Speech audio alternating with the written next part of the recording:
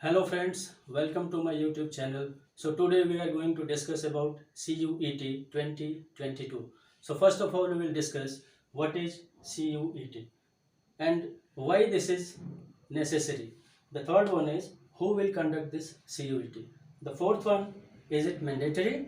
The fifth one is will class 12 board cutoff is required for that, and the last but not the least, the syllabus part. So सबसे पहले हम ये discuss करेंगे आपसे कि ये CUET है क्या। तो CUET का फुल फॉर्म जो होता है बेसिकली वो ये होता है कि कॉमन यूनिवर्सिटी एंट्रेंस टेस्ट। तो आपको पता ही होगा फ्रेंड्स कि न्यू एजुकेशन पॉलिसी 2020 का आगाज़ पहले ही हो चुका है और इसके तहत बहुत सारी चीज़ें में चेंजेस आने लगी हैं न्यू एजुकेशन पॉलिसी के तहत, क्योंकि एग्जामिनेशन पैटर्न बदला है, यूनिवर्सिटीज़ की क्राइटेरियाज बदली है, तो उसको लेके ये CUET एंट्रेंस टेस्ट देने की इस बार बच्चों के लिए कहा गया है। इसमें बेसिकली क्या है कि जो बच्चे अंडर ग्रेजुएट में एडमिशन लेना चाहते हैं अंडर ग्रेजुएट कोर्सेज के लिए उनके लिए ये CUET देना कंपलसरी है, बिना इसके काम नहीं चलेगा। अब दूसरा जो सेक्शन है वो ये है कि वाई CUET की ज़रूरत क्यों पड़ी हमें। अब आप कहेंगे कि मार्क्स बेसिस पे अच्छे खासा एडमिशन तो होता ही था, जो बच्चे अच्छे परसेंटेज लाते थे 12th में उनको लग रहा होगा कि यार ये तो बड़ा बेकार हो गया क्योंकि CUET देना पड़ेगा, पता नहीं कट ऑफ कहाँ तक जाएगा, होगा कि नहीं होगा, क्योंकि इसमें सब्जेक्ट्स अलग अलग आ रहे हैं।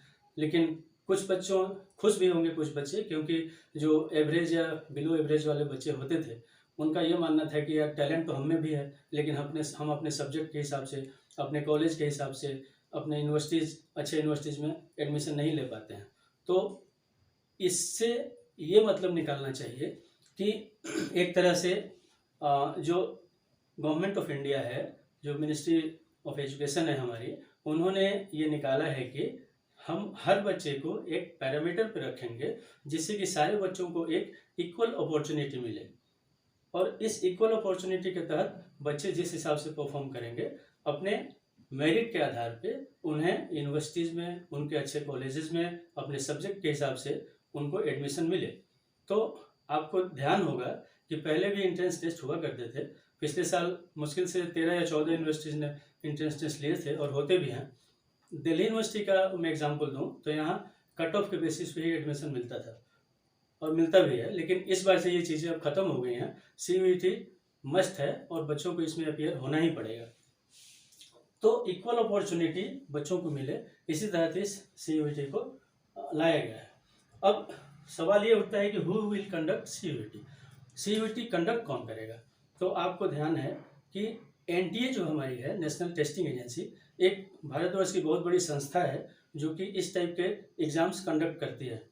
आपको जान के ये हैरानी होगी या खुशी भी होगी, क्योंकि NTA जो है वो पहले भी JEE का एग्ज़ाम कंडक्ट करती है, नीट का करती है, CMAT का करती है, GPAT का करती है, तो उनको एग्ज़ाम कंडक्ट करने में एक महारत हासिल है।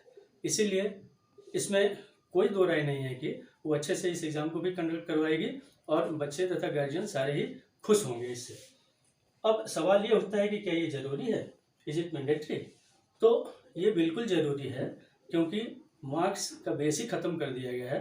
अब देखा गया है कि सब्जेक्ट ही सर्वोपरि है, और न्यू एजुकेशन पॉलिसी के तहत जो बच्चा जिस सब्जेक्ट में अच्छा इंटरेस्ट रखता है अपने हिसाब से वो सब्जेक्ट चूज करेगा, अपने कोर्सेज को चूज करेगा, अपने यूनिवर्सिटीज़ को चूज करेगा, और काउंसलिंग के आधार पर जो मेरिट बनेगी फाइनल, उस हिसाब से उसका एडमिशन वहाँ पे मिलेगा। इसीलिए ये बिल्कुल मैंडेटरी है, क्योंकि मार्क्स का अब कहीं भी कोई तारतम्य नहीं है।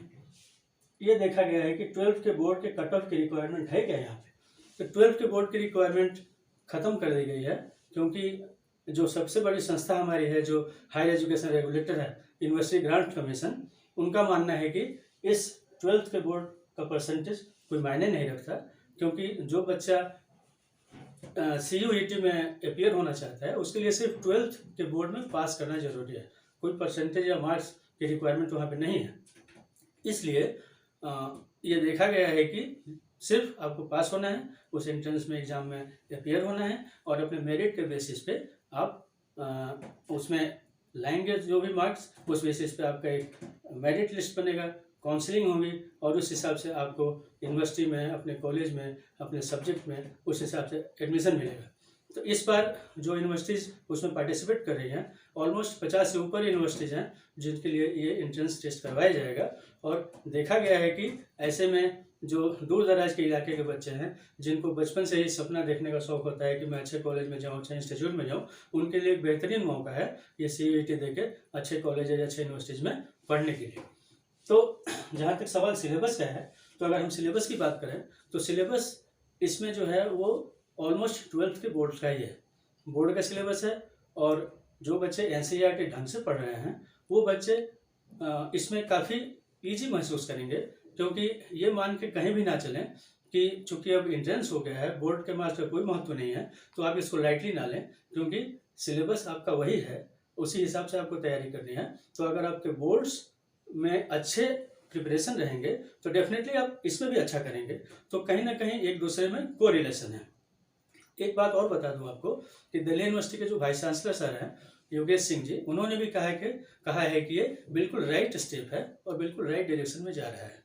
तो आप मान के चलिए कि यह एक बहुत ही अच्छी सोच है और इस अच्छी सोच के साथ गवर्नमेंट ने भी ये कदम उठा लिया है।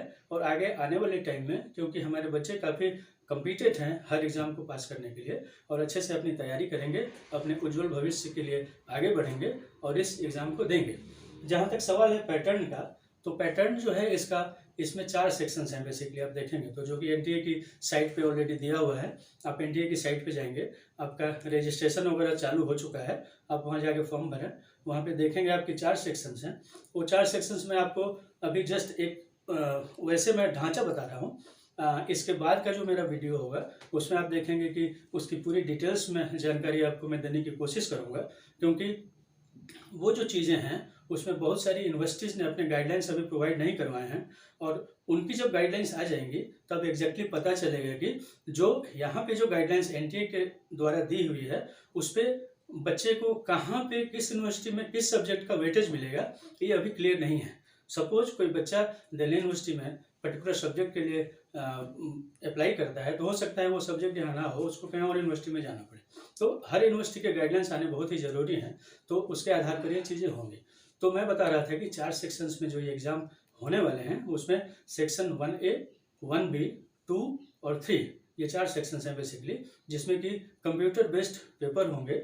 और ये कंप्यूटर बेस्ड पेपर जो हैं वो फर्स्ट जो 1A है उसमें लैंग्वेज के पेपर्स हैं, जिसमें कि 13 लैंग्वेजेस हैं। सेकेंड वाले में 20 लैंग्वेजेस हैं। थर्ड जो आपका है सेक्शन 2, उसमें 27 डोमेन कोर्सेज हैं। उस डोमेन कोर्सेज में बेसिकली आपके सब्जेक्ट्स हैं। और फोर्थ जो है वो जनरल टेस्ट है, जिसमें कि आपका जनरल टेस्ट किया जाएगा, जिसमें कि रीजनिंग से रिलेटेड, आपका मेंटल एबिलिटी से related, logical reasoning, mental ability, ये सारी चीज़ें पूछी जाएंगी, अरिथमेटिक से रिलेटेड। तो वो बेसिकली 8th या 9th स्टैंडर्ड के बच्चे जो करते हैं वो होगा।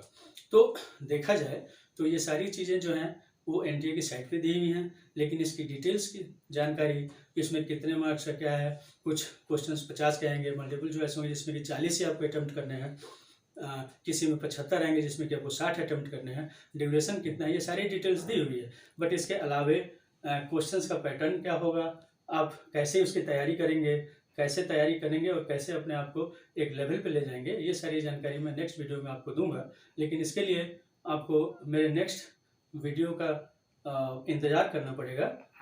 अभी तक जो मैंने ये बताया मुझे लगता है कि आपको शायद अच्छा लगा हो, और अगर अच्छा लगा हो तो मेरे चैनल को सब्सक्राइब करिए, लाइक कीजिए, शेयर कीजिए और कमेंट ज़रूर दीजिए, ताकि मुझे काफ़ी खुशी होगी कि जो वीडियो अब मैंने बनाई है उससे आपको फ़ायदा हुआ है। तो इस वीडियो को लाइक, शेयर और कमेंट करना ना भूलें, और प्लीज़ सब्सक्राइब ज़रूर करें। अच्छी सोच के साथ और अच्छी उम्मीद के साथ मैं यहीं पे अपने आप को रोकता हूं और आपसे गुजारिश करता हूं कि आप अगली वीडियो का इंतज़ार करें और सब्सक्राइब करें। Thank you very much friends.